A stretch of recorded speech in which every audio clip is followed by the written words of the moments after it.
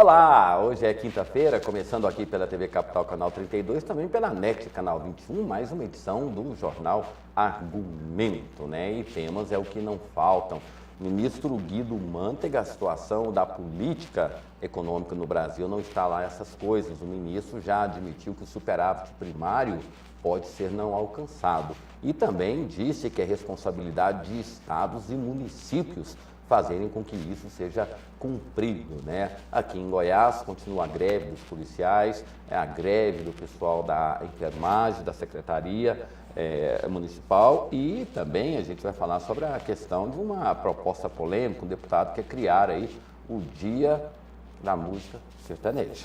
O Marcelo Eliano já falou ali, né? O governador Marconi... Vai ser feriado? Hã? Vai ser feriado? Vai ser feriado, 23 de junho, aí em homenagem ao cantor Leonardo, aí vai ser o Dia da Música Sertaneja. Bom.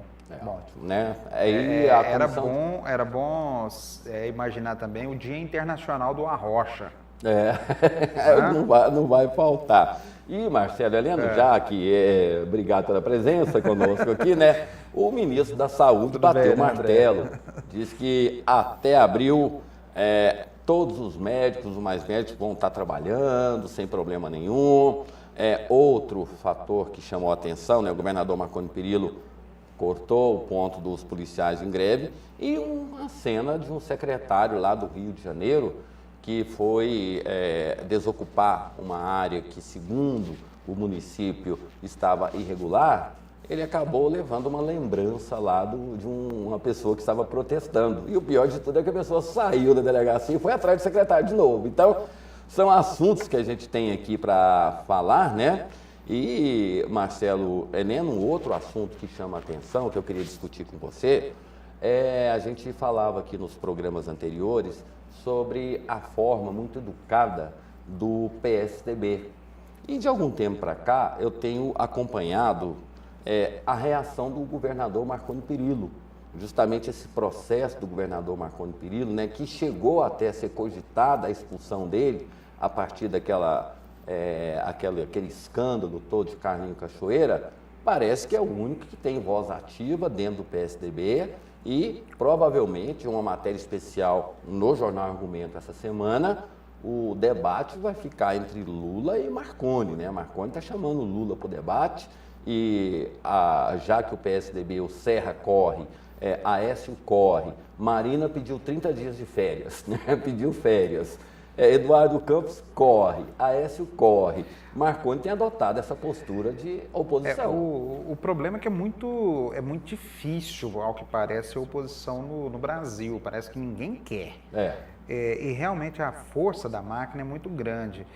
Você dizia, essa reação do ministro Guido Mantega é uma reação ruim porque parte de um técnico, que é uma reação, não é ruim, é reação mal vista porque vem de um técnico. Mas a orientação da presidente Dilma Rousseff é para usar todos os mecanismos possíveis para defender a política econômica de governo. Aí você pode ter certeza que o presidente do Banco do Brasil vai sair a campo para defender, o presidente da Caixa, e por trás os grandes contratos publicitários dessas empresas, dessas instituições financeiras, o presidente do BNDES, que também tem contas importantes, vai sair em defesa, e esses caras não têm espaço, certo? Aí um senador de Minas, candidato ou pré-candidato à oposição, vai ter espaço aonde para defender as suas ideias, para fazer o contraponto? Em falas de 15 segundos nos telejornais, uma vez por ano, num programa como o Roda Viva? É assim que funciona. Infelizmente a disputa é muito desigual. Aí quando você lembrava daqueles pontos que a presidente Dilma falou lá atrás, na época das manifestações, me parece que a Câmara dos Deputados até agora agiu de forma correta na parte que lhe toca, que era da reforma política. Na época, a Câmara fez a opção, e eu acredito que seja correta, de não tratar nada de afogadilho, como a presidente Dilma queria, aquela história de plebiscito. Plebiscito para quê? Se você não sabia nem o conteúdo. Não sabia se era plebiscito ou referendo. Né? Primeiro eles queriam saber o que era. Ele não sabia o que era, não sabia o que estava contido e tudo mais. Meio na surdina, a Câmara formou uma comissão que pegou os projetos em tramitação na casa, sistematizou os pontos principais e, aparentemente, fez uma bela de uma proposta de emenda à Constituição com os pontos que são considerados realmente relevantes nessa reforma política. Que entra e que é as coisas que a gente vem discutindo. Mas os dois pontos até agora apresentados, Marcelo? Não, são vários pontos. Não, mas até agora... Voto facultativo. Mas o voto facultativo todo mundo já sabe que no Brasil já existe, né? Vota quem quer. Sim, mas aí vai legitimar isso. A formação das federações de partidos, quer dizer, os partidos se aliam para uma eleição, eles ficam durante o governo seguinte. O fim da reeleição... Executivo. No Executivo, coisa que o PT está esperneando, mas a proposta vai desse jeito e deve passar porque ao PMDB interessa muito isso, que o PMDB não quer sofrer de novo o que está vendo na cena aí, Dilma candidata à reeleição, sem dar espaço para ninguém respirar algo de candidatura em volta. Então, o fim da reeleição está aí. A divisão do partido em distritos para a eleição de deputados, que em tese barateia a campanha, a opção do financiamento público de campanha, que não vai ser determinado, mas vai ter cláusula de barreira para os partidos, para os partidos terem direito, não à existência, mas acesso ao fundo partidário, a tempo de televisão. Então, os pontos que estavam sendo discutidos estão todos contemplados nessa PEC. Agora, cabe ao Congresso transformar isso em lei agora. Mas sequência. Nós já estamos discutindo essa mesma reforma há décadas. Exatamente. E até agora ela fica pronta, mas não vai para votação. Não, ela está pronta, ela deve ir à votação, porque ela não vai valer para 2014. Exatamente. O consenso é para que comece a valer em 2018.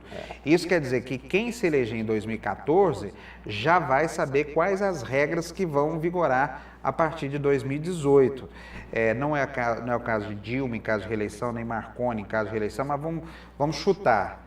Eduardo Campos eleito presidente do Brasil, ele já vai ser eleito no ano que vem, sabendo que ele não vai poder ser reeleito em 2018. Mas nada impede dele fazer campanha para o outro candidato dele, né? Não tem problema nenhum, mas ele não vai poder ser candidato à reeleição. Então, a pessoa, o político já vai sabendo que essa regra vai valer para a próxima eleição. Agora, Marcelo, você tocou num ponto que é importante, mas existe um outro fato que é relevante. Por exemplo, não seria mais óbvio diminuir o período entre a eleição e a posse? Porque nós temos um apagão, né? A pessoa é eleita em outubro, aí quem está no poder fica até dezembro. A pessoa, ela tem ali, como aconteceu em Trindade, por exemplo, né, que o prefeito literalmente ele se vingou de tudo e de todos, ficou mais 3 meses no poder e quem entra já pega a casa sem saber o que está acontecendo e no mínimo mais 3 meses para colocar a coisa para funcionar. Talvez um dos pontos mais importantes não seria aquele, havendo a eleição no máximo 1 semana para que o outro tomasse posse, para não ter esse processo de como tem acontecido pelo Brasil inteiro? Eu acho que pode se pensar, seria um avanço. Agora, mais importante do que isso, André, para mim, é que as instituições funcionassem bem. Sim. É um absurdo, teve 2 casos no judiciário que não deveriam estar acontecendo dessa forma. Primeiro foi uma decisão da Justiça Federal em São Paulo, aquele juiz Nicolau dos Santos Neto, que ficou conhecido como Lalau, ele mais 15 foram condenados a devolver dinheiro e foram multados, mais dinheiro que vai se recolher. Só que, se eles conseguirem mais um recurso, vai ter crime prescrevendo e eles vão ficar já imunes, já totalmente impunes. É isso que nós queremos? Não justifica esse tanto de recurso em nome do amplo direito da defesa, quando a gente sabe que a maior parte desses recursos não serve para outra coisa que não seja adiar o cumprimento e levar à prescrição dos crimes. Outra coisa, o outro é que envolve a atriz Débora Seco, certo? é a mesma coisa, vem com atraso, mas é uma punição exemplar. Ninguém pode ficar isento de responder pelos seus atos pelo fato de ser famoso. Amanhã eu não posso, nem eu, nem você, nem ninguém aqui nossos coleguinhas da imprensa, meter a mão na cumbuca, montar uma ONG e sair aí catando dinheiro à torta e direito. E aí, na hora que for pego, não sabia de nada. Claro. E tem um caso que até hoje a gente já pingou dinheiro na sua conta sem você saber de onde vem, André? E tem outro caso que até hoje ainda deve uma resposta. Aquele ator da Globo, Guilherme, não sei o quê. Guilherme Fontes. Ele era ator, pegou uma verba da Embrafilmes e nunca fez filme nenhum. Pegou quase 60 milhões de reais e nunca fez uma cena.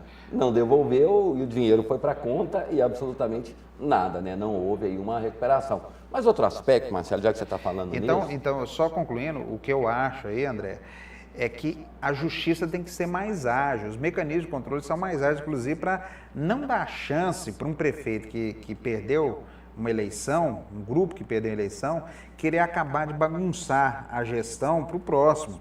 Ele tem que ter medo da punição. Aquilo que eu falei, o que o Haddad está fazendo em São Paulo pode ser positivo, se não tiver, é difícil também. O Haddad já está com um discurso assim, tem diálogo que foi forjado só para incriminar o povo do PT. Gente, faça o meu favor, hoje corrupção não tem partido, não tem limite, não tem fronteira, não tem. Mas aí nós temos mecanismos, nós temos o Tribunal de Contas e a Controladoria Geral da União. Hoje foi divulgado um estudo onde a Controladoria Geral da União, ela no ano passado... Afrouxou. No ano passado, ela fez, em média, quase 100 fiscalizações em estados e municípios que foram sorteados. Nesse ano, agora, só fez 10. Por que será? Vai ver que é falta de estrutura, né? Não tinha dinheiro para mandar os fiscais. Esse é o tipo de coisa que não pode. Não pode. Aí vai dizer que a corrupção diminuiu no país, os problemas diminuíram.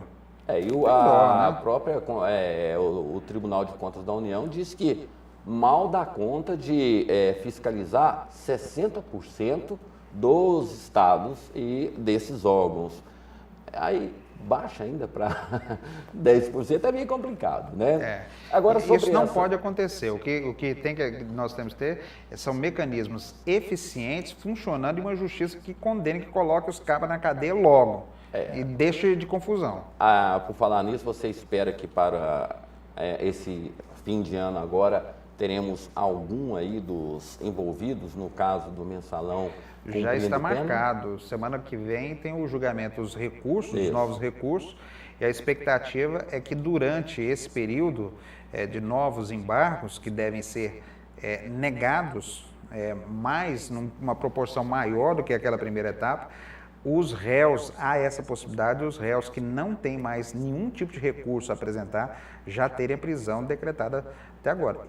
Eu estou acreditando porque o STF está sendo provocado a dar uma resposta para a sociedade. E não há motivo nenhum para que essas pessoas que já não têm mais nenhuma pendência não paguem já pelos seus atos. E não é dar uma resposta, né? É dar continuidade, porque quando começou esse processo, o próprio ex-presidente do Supremo Tribunal Federal e o Joaquim Barbosa, quando assumiu, disse que haveria rigor. Então, nós estamos aguardando essa rigorosidade que até agora ainda não aconteceu, né? Muita gente esperava que no primeiro julgamento já sairia gente algemada de lá, coisa que não aconteceu até agora e já vão para 2 anos, né? Quase. Agora, vamos falar um pouco sobre a questão aí dessa política fiscal. O ministro Guido Mantega, né? Ontem ele reuniu a imprensa, um mal-estar entre ele e a Elis Salvati, em função dessa política toda, e o ministro estava explicando, né, o porquê da falta de recursos. A gente tem a matéria aí que foi feita e o ministro ele explica justamente o motivo de que os cofres do governo estão se esvaziando. Vamos ver e depois a gente comenta. Solta aí. A reunião com lideranças sindicais foi no escritório da presidência em São Paulo. O ministro quer identificar as causas do aumento nos gastos do governo com o seguro-desemprego e o abono salarial, pago todos os anos a quem recebe até 2 salários mínimos. Essa questão preocupa o governo porque os gastos com essas duas modalidades, elas vão representar 47 bilhões de reais este ano. Portanto, é 1% do PIB. Guido Mantega também quer avaliar se há excesso de rotatividade no mercado e fiscalizar fraudes de empresários que estariam demitindo para deixar de pagar impostos. Eu não acredito em iniciativa dos trabalhadores, acredito de algumas empresas. Que existe fraude, todos nós sabemos, né? Mas não sabemos qual a magnitude. Os sindicalistas pedem combate à precarização, às condições de trabalho e atenção às contas do Fundo de Amparo ao Trabalhador. De acordo com a Central Única dos Trabalhadores, o FAT tem perdido receita progressivamente nos últimos anos. Há saques efetuados na conta do FAT, que são recursos dos trabalhadores, e que nós temos que saber como é que vamos fazer a reposição desses valores e como é que vai ser a discussão coletiva em relação a isso, já que isso é recurso do trabalhador. Heleno, não faltou um representante aí das empresas, porque o ministro disse que é quase que certo que as fraudes são cometidas pela empresa. Será que a empresa convida o funcionário a fazer isso? Esses pronunciamentos, na minha modesta opinião, são caóticos. O representante dos sindicatos lá dizer que a gente precisa ver uma solução que está saindo muito dinheiro do FAT.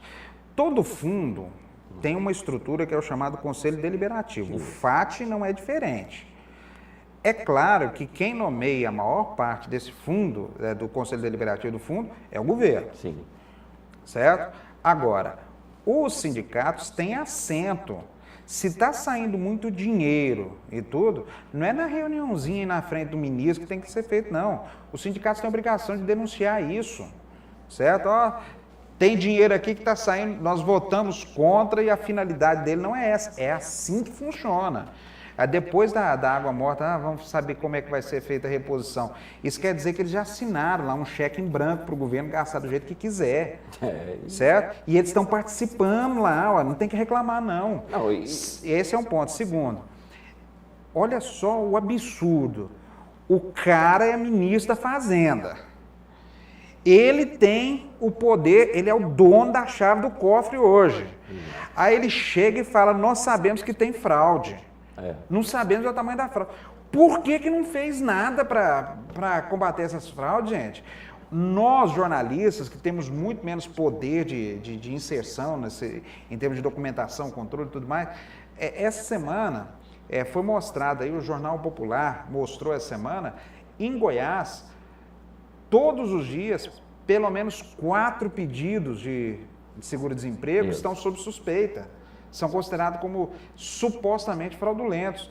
Se nós conseguirmos levantar isso, por que quem tem o controle de todo o sistema não sabe? E a outra coisa, é óbvio, o excesso de benefícios sociais, numa situação de instabilidade do emprego, acaba estimulando esse gasto, sim. Tem gente que faz a previsão. Vou entrar numa empresa em fevereiro, vou ser demitido em outubro e aí depois eu vou ficar 4 meses recebendo o seguro-desemprego e só aí que eu vou voltar ao mercado.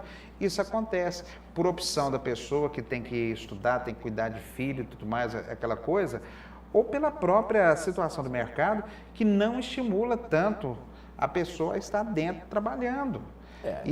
Eu converso com algumas pessoas, tem gente preocupada, tem alguns setores que estão estagnados. Sim. E tem setores que estão saturados, e isso já vem há muito tempo. E o ministro, quando chega para defender essa política econômica, do jeito que está, ele na minha modesta opinião, está perdendo tempo. Existem analistas aí, muito que convivem com esse meio, que estão no centro do poder e tudo mais, estão cansados. Já vi várias vezes a afirmação. Quem está em contato com esses empresários, com setores produtivos, vendo demandas, tentando atender, é o presidente do BNDES, não é o ministro da Fazenda. O ministro da Fazenda, a equipe está encastelada no exemplo no exemplo pior que tem da burocracia. Está encastelada em Brasília, os técnicos recebem dados sobre algum problema da economia, elabora uma situação miraculosa, baixa a medida provisória e pronto, o problema está resolvido por um tempo. E o mercado não funciona assim, a economia não funciona assim. Isso serve para você resolver um ou outro problema pontual, mas em termos de estrutura da economia, isso não resolve.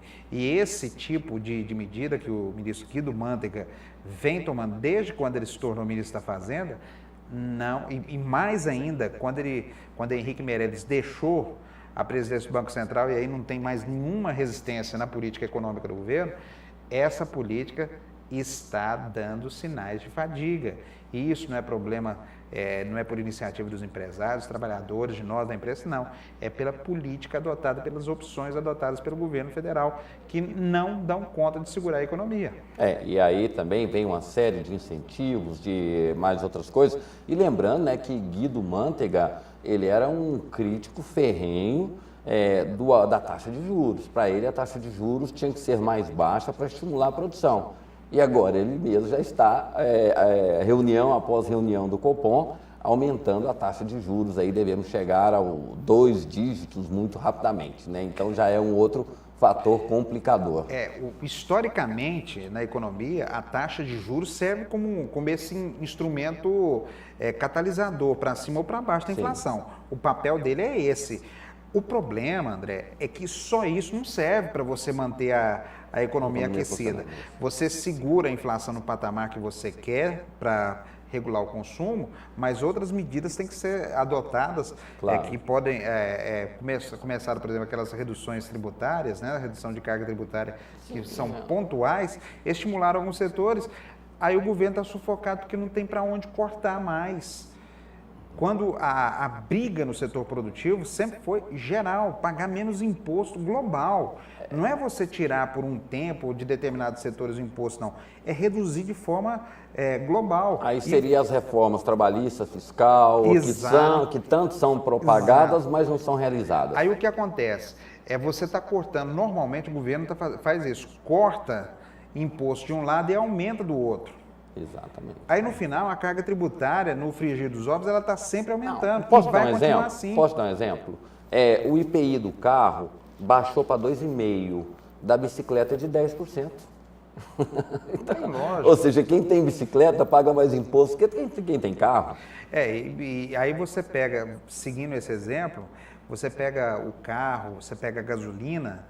Poxa, não dá para você falar para um americano que você paga metade do valor de um bem imposto, e um bem desse, como gasolina, como veículo, o cara ri na sua cara. Porque realmente não tem lógica. Você tem que pagar, você até justifica você pagar caro em algo que não tem a menor necessidade para a vida. E isso é relativo também. Por exemplo, o cigarro que você tanto gosta, André. O cigarro que te alegra aos finais de semana. É supérfluo. Isso tem que ir lá para as grimpas mesmo. Eu acho que tem que ter o imposto alto. Agora, a gente quer ter algumas coisas de primeiro mundo e não quer ter a outra. Quem viaja para os Estados Unidos já vai com dinheiro, porque sabe que lá todo produto, até $100, é livre de imposto. Exato. Não existe cobrança de imposto, é como, imagina, para imposto de consumo, né, no caso. Aí a gente pode imaginar, o que é isso, Marcelo? Vamos traduzir para a nossa linguagem, algo em torno de todo produto que chegasse aqui, não fosse no Brasil, custasse até na faixa de 220, 240 reais, não teria o ICMS, por exemplo, não teria imposto na hora da venda. Ele pagaria o imposto da indústria, mas não pagaria da comercialização dele. Agora imagina quantos produtos nós temos que vão até essa faixa de 220, 240 e que poderiam ter esse preço reduzido e o consumo aumentado por essa simples tacada de não cobrar um imposto de consumo nesse valor. E um aspecto também que as pessoas acham que pagam muito imposto, nós não pagamos, né?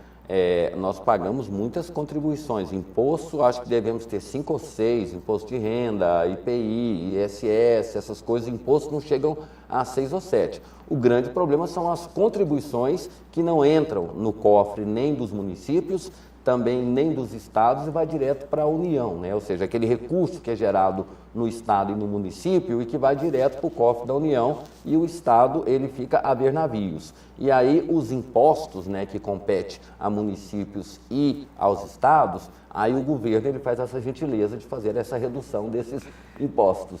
E tem uma conta que não fecha. Perdão. Quando o eterno presidente Lula propôs a eternização, não dele, mas da CPMF, e a medida foi derrubada no Senado, o discurso era: saúde quebra, o governo vai ter dinheiro. E acabou? Não. E agora a pergunta, ela foi utilizada alguma vez para a saúde? Não foi, no início foi. Mas depois serviu para tudo, até para a saúde. E para cobrir rombos, inclusive, se lembra em São Paulo, da aquela coisa, aquela coisa dos 10% a mais da multa do FGTS. O rombo que tinha que ser coberto já foi coberto e o imposto continua. Exatamente. Não tem lógica, gente. Isso nós não nos respeitamos enquanto país, enquanto cidadãos, o governo não se respeita enquanto governo, não respeita o seu planejamento, não respeita o fluxo normal das coisas. E dentro desse assunto... Se preferir, então, para não falar que eu não falei de flores, os governos têm essa postura de uma maneira geral. Exatamente. Quem estiver no poder, né? E por falar nisso, Marcelo, ontem, mais uma vez, o ministro Guido Mantega já está se rebelando, né? Ele disse que o superávit primário, que é aquela economia que nós fazemos para pagar dívida interna, juros, essas coisas assim, que estava previsto em 111 bilhões de reais, para ele dificilmente vai ser alcançado. E normalmente o governo ele tem aquela prática de 73% desse valor é custeado pelo governo federal e os 27% entre estados e municípios. Até agora, como o governo ficava com a maioria da arrecadação das contribuições, o governo ele, complementava aí de estados e de municípios. Disse o ministro que nem o que o governo vai ter que fazer vai dar conta. E falou que o baixo rendimento de setembro pode comprometer e os estados e municípios vão ter que pagar também, separar dinheiro para pagar suas dívidas. Com que roupa? Parece que o ministro está vivendo em outro... Parece que ele quer botar os estados e os municípios vivendo em outro país. Não tem como, hein? Se o governo federal, que tem um caixa central, não está dando conta, vai cobrar isso de estados e municípios, aí é aquilo que nós já falamos, o governo federal não está dando conta, por quê? Nós já falamos, já tem essa questão do FAT aí, que está colocado, do seguro-desemprego, só nessa brincadeira entre aspas, seguro-desemprego, 7 bi a mais, o governo está gastando. Aí você vê mais médicos, programa Mais Médicos, que foi uma decisão de governo tomada para um gasto que não estava previsto no orçamento. Você pega mais os repasses na área de mobilidade, que não estavam, eram muito mais modestos. A reforma agrária, que não tinha recebido um centavo, a presidente Dilma cismou que tem que mover montanhas nesse final de ano. E outra coisa, André, o compadrio que de algumas relações continua. No meio da crise aí, a Eike Batista, né? Todo poderoso Eike Batista anunciou no mercado que estava conseguindo uma solução para a sua dívida, e conseguiu. Uma de suas empresas conseguiu rolar 460 milhões, conseguiu esse dinheiro para rolar a dívida da Caixa Econômica Federal. Poxa, é só o governo federal, não tem banco nenhum que quer emprestar para esse cidadão, ele não quer tirar dinheiro do bolso para resolver o problema que é dele, aí vai a Caixa e tudo mais. Mas a Caixa pode fazer? Pode. O problema é que a Caixa vai deixar esse valor a descoberto e aí é o Tesouro que vai lá para não quebrar a Caixa que vai cobrir esse e outros problemas. E é um risco, né? Porque essas empresas de Eike Batista, como elas têm ações, pode ser que continue despencando e aí quem investiu, quem emprestou, vai entrar na massa falida. Porque tem história mal contada. Esse dinheiro, por exemplo, para cobrir o rombo do seguro-desemprego, O governo fala, não, o Tesouro vai passar, mas não foi o Tesouro, não. A preocupação dos sindicalistas foi o FAT. Exatamente. O FAT é fundo, não é dinheiro do Tesouro. E deveria ser utilizado para outras coisas. Exatamente. E é a forma errada. Eu tenho que fazer um intervalo, Marcelo.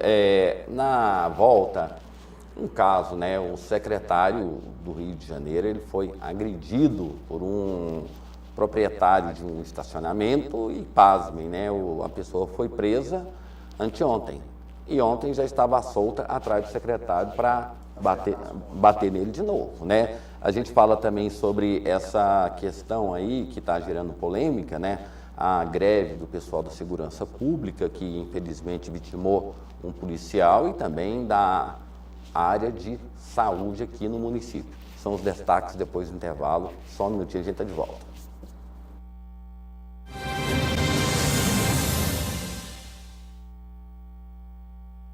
As suas manhãs têm mais informação, opinião e a cobertura completa dos fatos do dia no Jornal Argumento, na TV Capital, canal 32 e NET, canal 21. A maior e a melhor equipe de jornalismo traz para você, a partir das 7 horas da manhã de segunda a sexta-feira, tudo o que acontece na política em Goiânia. E só no Jornal Argumento você tem os comentários de André Marques, um dos jornalistas mais respeitados do estado. Comece o seu dia com a melhor informação e opinião. Assista ao Jornal Argumento, TV Capital, a imagem de Goiás. O que é a vida sem um sonho?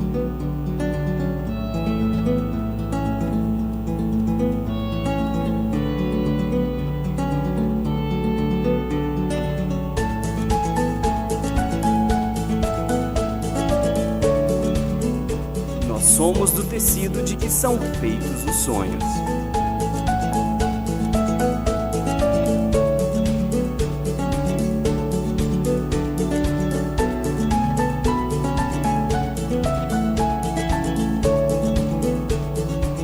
Se você pode sonhar, você será capaz de fazer.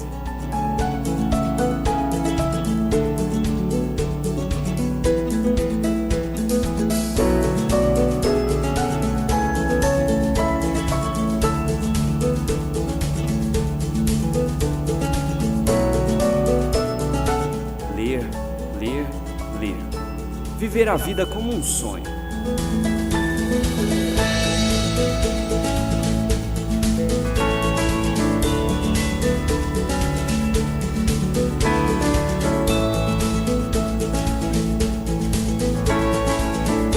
Sistema Argumento de Comunicação. 15 anos. A história da comunicação não se escreve da noite para o dia.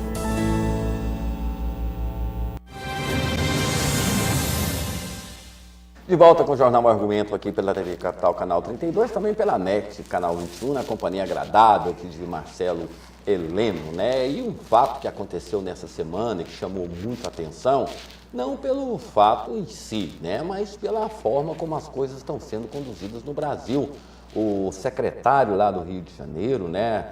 Ele que é da Ordem Pública, secretário da Ordem Pública, fazendo uma ação de retirar aquelas pessoas que estavam em áreas irregulares. Quando ele chegou no estacionamento, ele foi literalmente agredido por uma dessas pessoas que eram dona do estacionamento. E aí depois a gente vai contar, vamos voltar com o áudio, aí depois, só um minutinho, segura aí só um minutinho, a gente volta com o áudio, depois a gente comenta o fato. Estou posicionando, né? Aqui para vamos ver, solta aí. É mentira!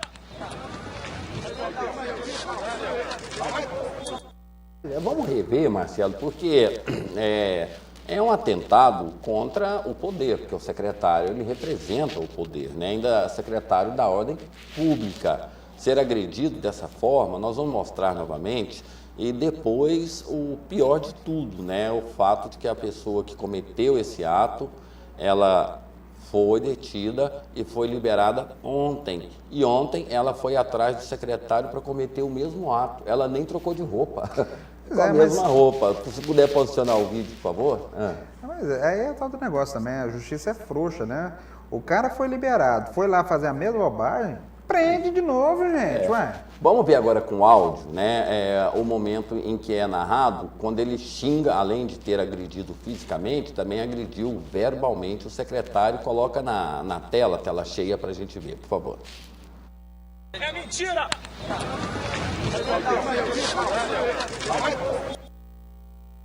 É mentira!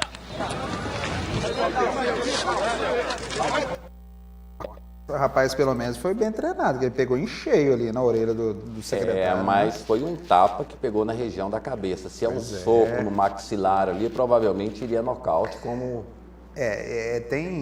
Agora, André, o poder público também, enquanto não cumprir o seu papel de botar as regras para funcionar, não fazer disso uma rotina, que o que acontece hoje é na prefeitura, no estado, no governo federal normalmente, você tem ações de impacto, que chama a atenção da população, de nós da imprensa, e depois... um fato acaba cobrindo o outro, né? Aí, por exemplo, aquele caso da Boate Kiss em Santa Maria, né? Na época gerou preocupação no Brasil inteiro, fiscalização de casas noturnas, quietou. Não, e o pior de tudo é que... Aí eu te pergunto, resolveu o problema já? Sinal que está todo mundo em ordem, está todo mundo legalizado, não tem mais problema nesse tipo de estabelecimento? Continua. E o pior é que a fiscalização que estava sendo feita, Marcelo, apenas ela se restringia a saber se tinha uma placa de saída de emergência. Tanto é que o delegado Valdir Soares, ele foi logo depois numa boate, onde ela tinha lá a saída de emergência, mas dentro tinha tráfico de drogas, prostituição infantil. Então a fiscalização só foi para ver se tinha plaquinha. Tendo a plaquinha, os outros, aquela história, né? Ele só vai fiscalizar aquele fato. Pois é. E aí os organizadores daquela bagunça que leva o nome de Vila Mix, lá no estacionamento de Serra Dourada, esse final de semana não tem jogo, Goiás joga fora hoje, jogou ontem fora, perdeu sábado fora. Perdeu, não joga mais em Goiânia, o Atlético joga fora esse final de semana, o Vila Nova joga fora. Então, pelo amor de Deus, vocês tiverem um pouquinho de responsabilidade, o pessoal da Prefeitura e do Estado de Serra Dourada, limpa a área. Não tem razão de sobrar lixo para semana que vem, não, viu? E, inclusive, conversamos aqui com o vereador Anselmo Pereira, que ligou, vai criar um projeto, porque essas pessoas que aqui fizeram, era um evento privado, cobrava, mas nada mais justo que pagassem também pela limpeza e não os cofres públicos, né? Até mesmo porque o Serra Dourada é público. Agora, já que nós falamos de legislativo, né? Preparar, porque vem mais uma bucha em cima de nós, né? Cada um tem os bobagentos que merece, né? Tem um deputado que quer mudar a classificação do trem lá da Vila, daquelas lojas na Vila Canaã. Sim. Ao invés de desmanche, para classificar as empresas como responsáveis por desmontagem de veículos para a revenda de peças. Que bonito, hein? Troca-se o nome, mas o ramo de atuação continua sendo o mesmo. Gente... Fiscalização nenhuma. Primeiro, nós vamos, para afrouxar tudo de vez. Lá é outro exemplo de parece que não tem solução.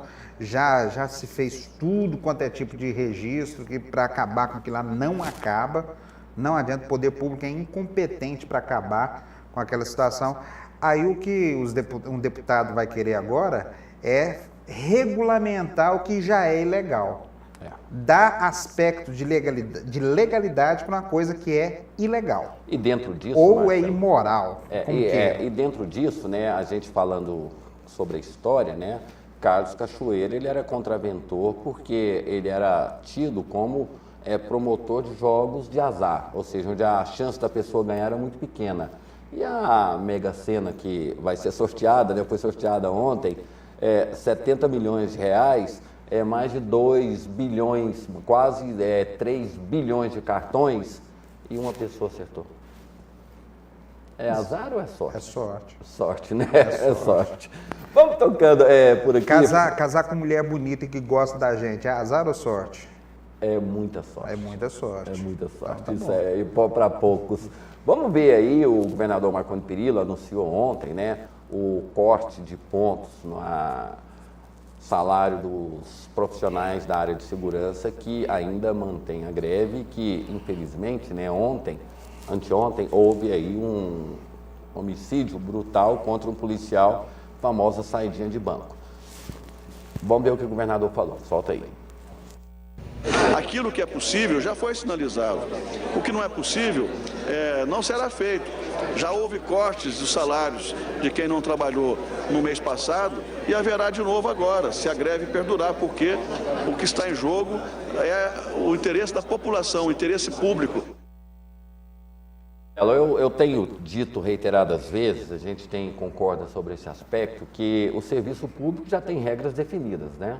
Tem um banco aí de pessoas que estão naquele banco de reservas, né? Que são ou as pessoas que passaram no concurso e não foram chamadas, e aí o serviço público em greve. O André, na época que eu comecei a cobrir esse negócio, fazer cobertura, acompanhar os fatos aí, se não mudou muita coisa, quem vai para a greve sabe que se não voltar, que não tiver trabalhado, no final do mês, periga não ter nada na conta mesmo, não. Isso vamos dizer que faz parte do risco do jogo. Mas uma das condições para colocar fim na greve é não descontar salário. Aí os líderes do movimento Polícia Civil estão querendo botar essa cláusula agora na negociação. Isso não existe. Isso o fim do corte dos pontos, reposição de tempo perdido e tudo mais, isso é coisa que você negocia depois que você acerta uma pauta comum de reivindicação que você vai discutir isso. Agora, colocar para o pessoal, não, se não devolver, nós vamos continuar parados. Isso não existe. Não existe. A gente torce para que o desfecho aconteça rápido, né? Porque, afinal de contas, a segurança pública é fundamental na nossa vida, da mesma forma que... E o governo, comandado por Marconi Perillo, vem padecendo de uma coisa que os governos, de uma maneira geral, vem padecendo, que é a falta de interlocutores capazes de, primeiro, evitar esse tipo de paralisação, com a paralisação deflagrada, manter o diálogo e, principalmente, buscar uma solução. Porque quem fica prejudicada é a população. Agora, com um detalhe, não é o caso dos policiais, eu não quero entrar nesse claro. Não é o caso dos policiais. Existem alguns setores da administração pública onde o serviço é tão ruim, mas tão ruim, repito, não é o caso da polícia, quero deixar bem claro para evitar qualquer tipo de confusão. Mas tem alguns setores que o serviço é tão ruim que, se paralisar, a população não sente falta. Isso é verdade. Agora, a questão da segurança pública no Brasil, e aqui em Goiás particularmente, é mais que um sacerdócio, né? Porque mesmo com condições precárias, ainda apresentamos bons resultados aqui. Agora, o interessante, essa semana a Folha de São Paulo publicou um levantamento. O problema hoje na área da Polícia Civil é com o andar de baixo, são os agentes, os escrivães, os outros profissionais que estão na Polícia Civil. Em se tratando de delegados, o Goiás está justamente no centro da prática de política salarial. De referência. Exatamente. A média nacional é R$10.075 o salário de delegado, o salário inicial. Aqui em Goiás se paga R$10.200. Então é um pouquinho acima da média que tem no Brasil. Aí você vai entender, né? Você sabe qual que é o menor salário inicial? Para delegado? Para delegado. São Paulo. São Paulo é 6.700, é o inicial de São Paulo, enquanto o Mato Grosso paga quase 19 mil de inicial para um delegado. É porque todo mundo quer ir para São Paulo, ninguém quer ir para o Mato Grosso. Aí vai ver a lei da oferta e da procura. Então, se fosse por essa vertente, o do Acre, de Roraima, devia ser muito mal. Rondônia, onde a polícia, em tese, vai ter mais trabalho, deveria ser muito mais alto. Mas o problema, o que os profissionais da Polícia Civil questionam é isso. O governo resolveu o problema dos delegados, botou num patamar legal, pode não ser ainda o que os delegados querem, mas está bem acima do que se paga de mínimo no país e não resolveu o problema do restante da categoria. Esse aí é o restante da corporação. Pois é, aí é o grande problema, né? São os sindicatos, né? Você tem que lidar com cada um, o sindicato delegado, o sindicato policial, o sindicato dos papelocorpistas, do IML, cada um tem a sua representatividade e aí eles acabam fazendo essas ações assim, individualizadas, mas são coisas que a gente espera que termine, como também a greve, né, dos enfermeiros que... Mas ainda com o pessoal do IML, por exemplo, que você citou que parou, quando um cidadão vai lá e fica esperando hoje a liberação do corpo, às vezes durante um dia inteiro, eu acho que não há discurso que convença esse cidadão comum, num momento desse de dor e de necessidade... E de despedida, de que a culpa é do governo. Eu já falei isso várias vezes, Porque a visão do cidadão é o seguinte, tudo bem, tem a greve é justa, tudo, mas abre uma brechinha e libera meu parente. Exato. A visão sempre vai ser essa. Inclusive, na última paralisação do IML, a gente teve informação aí de que algumas pessoas muito bem relacionadas conseguiram a liberação de corpos, né? A gente teve essa informação. E é difícil, né? O momento de despedida da pessoa, você ficar nessa situação. E eu lembro, né, que o governador, o governante, ele sai, o funcionário, ele fica ali até o resto da vida, né? Então, acaba criando essa situação. Mas outro setor também que anuncia uma paralisação geral para a próxima segunda-feira, se não houver acordo, é o pessoal da Secretaria de Saúde do município. Enfermeiros estão aí atendendo, né, o que determina a lei, 30% da demanda, porém ainda é muito pouco diante daquilo que há necessidade. A gente tem a reportagem e a Alessandra mostra para a gente agora. Vamos ver. Profissionais de enfermagem das unidades municipais de saúde fazem paralisação e ameaçam uma greve nos próximos dias. Somente 30% dos enfermeiros ontem e hoje estão trabalhando, como determina a lei. Dentre as principais reivindicações da categoria está a igualdade na divisão de gratificações, a incorporação de gratificações nas aposentadorias, além de mais segurança nas unidades de saúde. 2 fatos vale a pena ressaltar. Uma enfermeira foi assaltada no cais do bairro Goiá e um carro também foi levado de um enfermeiro, também lá no cais do bairro Goiá. Aqui no cais do Jardim América, onde eu estou agora, uma enfermeira foi estuprada no ano passado dentro do banheiro da unidade. Complica mais. Já era complicado, agora então ficaram sem condições, né? Demora mais. Demora mais. E é um desrespeito a quem tem necessidade de procurar recuperar a saúde, fazer exames. Então é muito difícil. O pessoal está precisando da saúde, né? O pessoal entra em greve e complica mais um pouquinho. Tá certo. Mas eles têm que lutar pelos direitos deles. Mas quem acaba mais sofrendo com isso sempre é a população, não? Com certeza, sempre a população. Nossa, o caso está cheio, esperando atendimento e não são atendidos. Tem muita gente. Eu cheguei aqui, era 7h20, saí agora, 11h30. Aí, Marcelo, depois da greve dos bancários, depois da greve dos Correios, depois de várias greves, né? Agora vem aí essa paralisação também do pessoal da área de saúde, da área de enfermagem. Inclusive com os pontos aí que são de gestão, né? E que deveriam ser resolvidas com atos mais simples, né?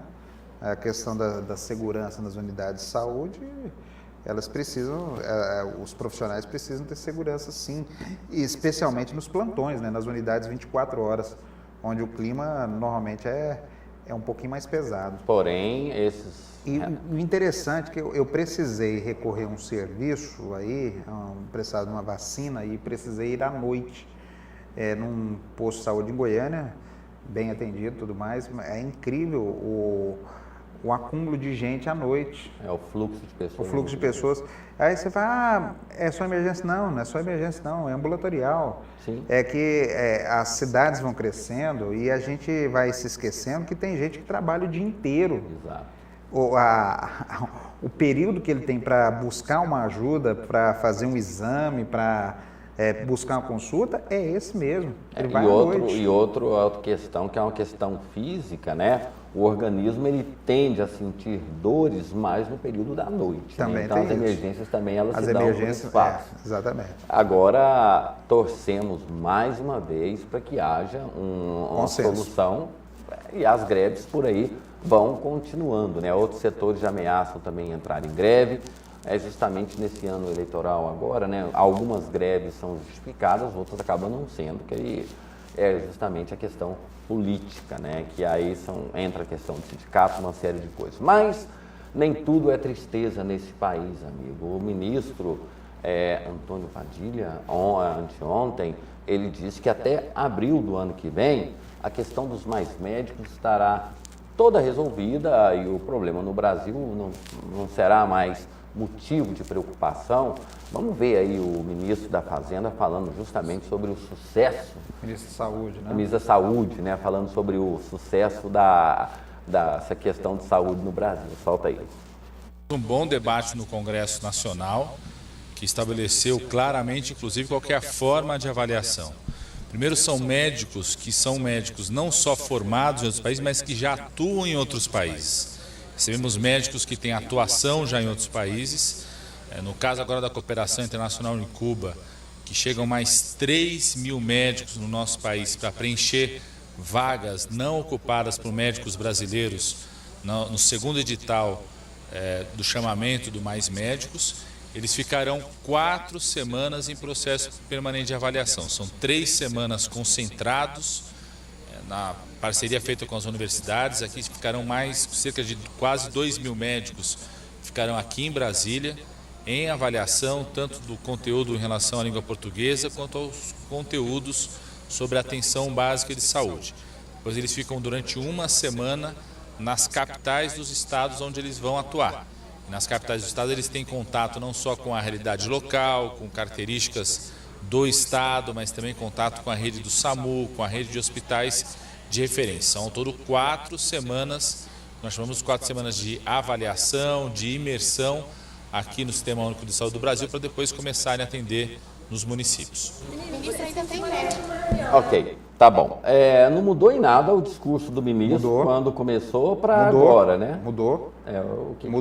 Mudou que o início é que em novembro estaria todo mundo em campo já, o programa estaria totalmente implantado. Nós estamos em novembro. Não, o que ele está falando que vai para abril.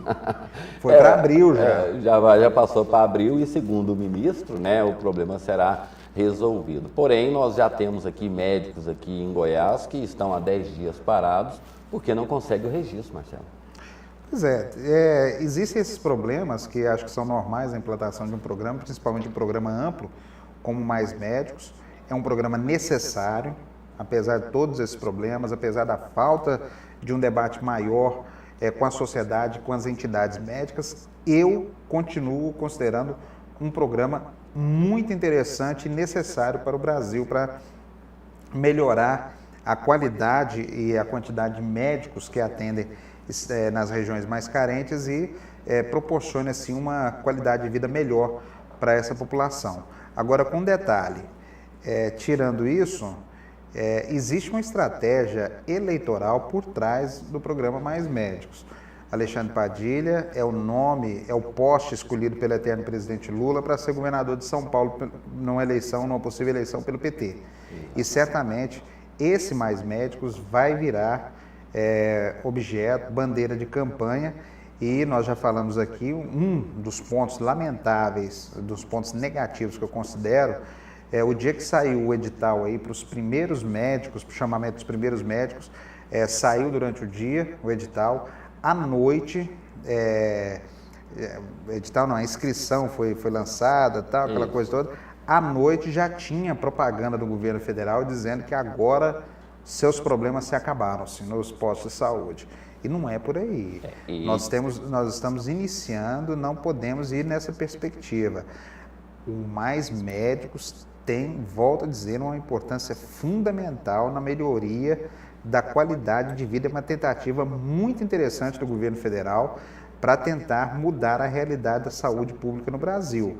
mas não pode vender essa imagem de que é a 7ª maravilha do mundo, que os outros problemas, além da falta de médicos, já estão resolvidos e que agora está tudo bem. Ainda não é assim. A gente torce para que seja assim, mas ainda não é. É uma caminhada que está só começando. E é um projeto, né? Não é um programa, né? É um projeto que ele, para ser concretizado, depende de vários ainda passos, né? Como a questão de locais para atendimento, equipamentos, uma série de coisas. A presença do médico em si, ela não é a solução. As correções que são normais, é o caso da falta de registros médicos, médico sem registro não pode atuar. Já teve o caso do médico condenado lá em Manaus, que queria atender no entorno de Brasília. Apareceu lá no Amazonas um cabra já respondendo processo por exercício ilegal de medicina, se inscreveu, está lá, apto a começar a trabalhar em Manaus. Gente, não dá. Os profissionais, todos os profissionais que estão envolvidos, que vão estar envolvidos diretamente com a população, não pode pairar esse tipo de dúvida. Não é possível que o governo federal não tenha um sistema de triagem que evite esse tipo de coisa. É o tipo de correção que tem que ser feito até para que o projeto dê certo, o programa dê certo, se implante e se imponha à população, aos parceiros, às autoridades, como o bom programa que se propõe a ser. Ok. Terminou o nosso tempo. Obrigado. Até amanhã, daqui a pouco, na 1090, com a Rádio Verdade. Rádio Verdade, estaremos a posto lá conversando com toda a comunidade, que não se canse de mandar abraço para você todos os dias, viu, André? Eu ouço com muito prazer, com muita alegria, e retribuo esses abraços, esse carinho, né, que você trouxe para a gente aqui e que a gente fica muito feliz, né, com o seu equilíbrio, a sua forma de encarar e discutir e debater os problemas, né? Precisamos de solução e não paixão. Obrigado, amigo. Até amanhã. Até amanhã, André. Até amanhã você, que nos acompanha aqui na TV Capital também. Ok. Estamos indo embora. Encontro marcado para amanhã. A todos vocês, nosso muito obrigado. Fiquem todos com Deus e até lá.